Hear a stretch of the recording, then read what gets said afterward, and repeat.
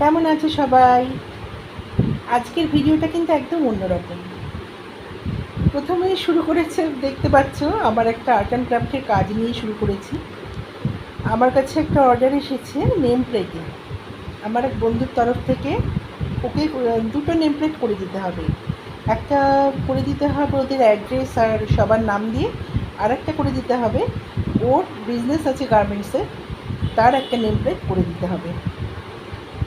কাজটা খুব লেন্দি, মানে কাজটা একটা ফ্লোরাল মোটিভ দিয়ে কাজটা করেছি, যেটা ওর গার্মেন্টসের নামের সঙ্গে খুব সুন্দরভাবে যাচ্ছে। সেখানে প্রোপাইটারের নামও থাকবে, ওর মেয়ের নাম থাকবে, ওর নাম থাকবে। তো যেহেতু কাজটা খুব ডিটেলে, একটু সময় লেগে গেছে কাজটা করতে। এবার ক্লের কাজগুলো হয়ে যাওয়ার পরে যখন রং নিয়ে বসেছি, অনেকটাই রাত হয়ে গেছে। এবার হঠাৎ দেখছি যে রাত প্রায় 10:30 বেজে গেছে। এবার সবাইকে তো খেতে দিতে হবে, আর আজকে ছিল নিরামিষ। তো কী করব, আমি লাফ দিয়ে উঠে তাড়াতাড়ি আলু সেদ্ধ বসিয়ে দিয়েছি।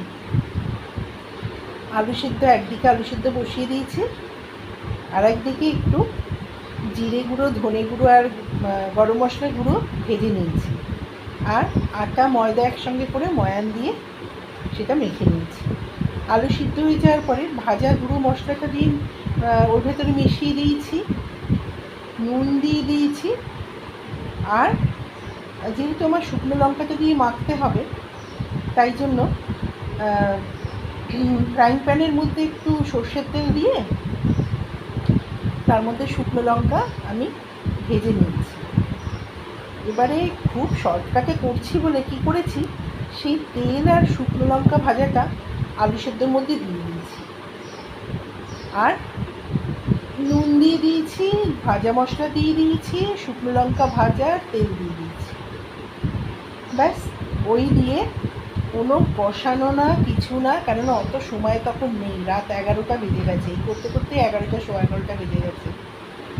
সবার মুখে তো আমাকে খাবারটা দিতে হবে সময় মতো, সময় যদিও পেরিয়ে গেছে।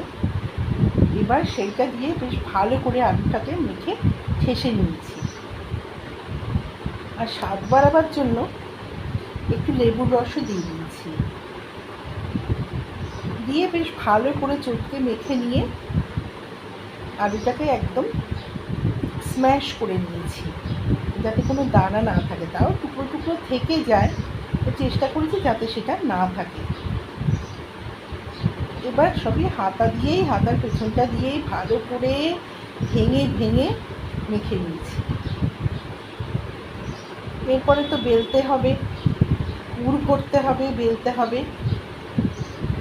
এবার বেলতে গেলে যদি আবার আলু বেরিয়ে যায়, আমি করেছি কি,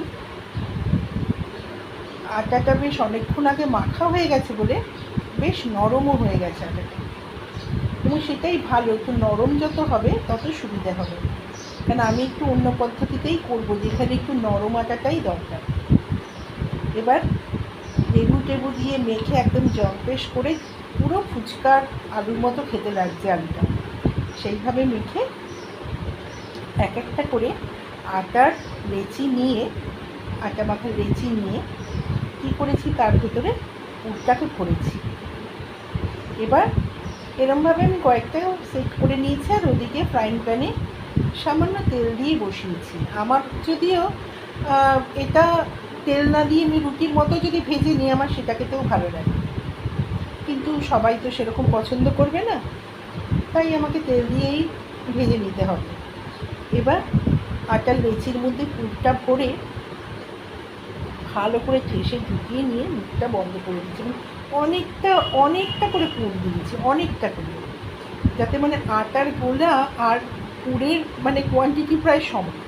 এবার কী করেছি, একটু বেশি তেল দিয়ে হাত দিয়ে চেপে চেপে চেপে চেপে সেটাকে একবার এদিক করে একবার ওদিক করে হাত দিয়ে চেপে চেপে সেটাকে গোল করেছি। কেননা আমার নিজের উপরে সেই কনফিডেন্স নেই যে বেলনি নিয়ে বেলে একদম কোনোভাবে আলুর পুরটা বেরোবে না, এরমভাবে সেটাকে বড় করব।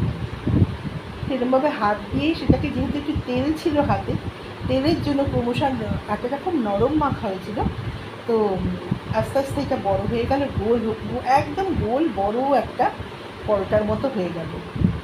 তা তারপরে যেরকম ফ্রাইং প্যানের মধ্যে হালকা করে তেল দিয়ে এপিট ওপিট ভেজে নিয়ে একটার পর একটা ওরকমভাবেই বেলছি, হাত দিয়ে বেলছি আর হালকা তেল দিয়ে ভেজে তুলে নিচ্ছি। এবার ওদের ডিমান্ড ছিল যে খাওয়ার সময় এর মধ্যে একটুখানি ঘি দিয়ে দিতে হবে। আমি ঘি দিয়ে ভাজি না, কেননা আমি নিজে ঘি খাই না। তো এবার ফ্রাইং প্যানটার মধ্যে ঘি হয়ে যাবে, ঘিয়ের গন্ধ হবে, আমি খেতে পারবো না।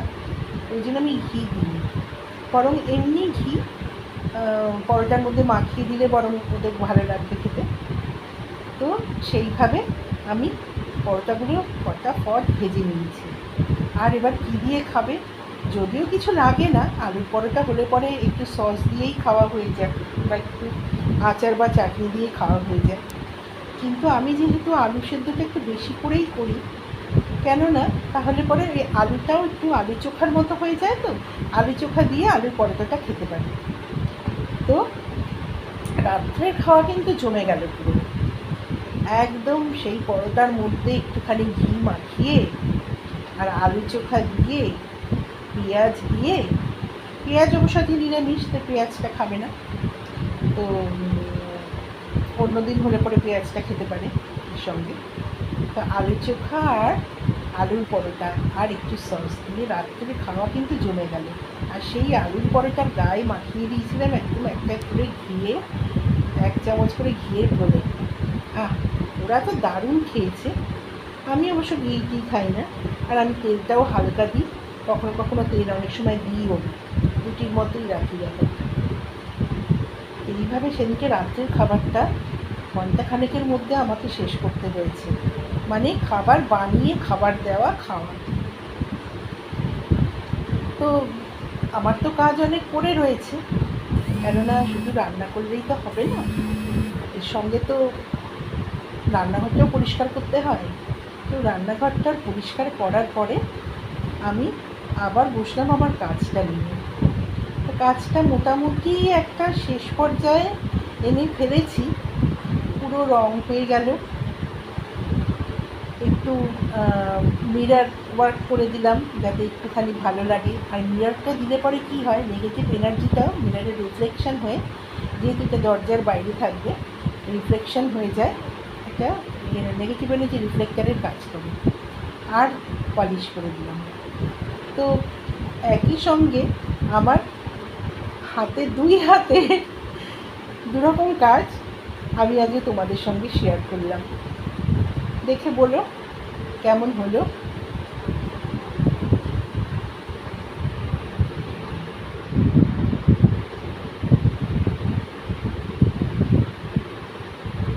রেন লিলি দিয়ে পুরো সাজিয়ে নিয়েছি টেমপ্লেটটা। দেখে বলো কেমন হলো।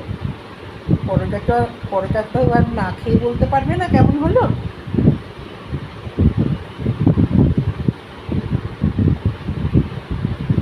এই আমার সাম্রাজ্য রঙের।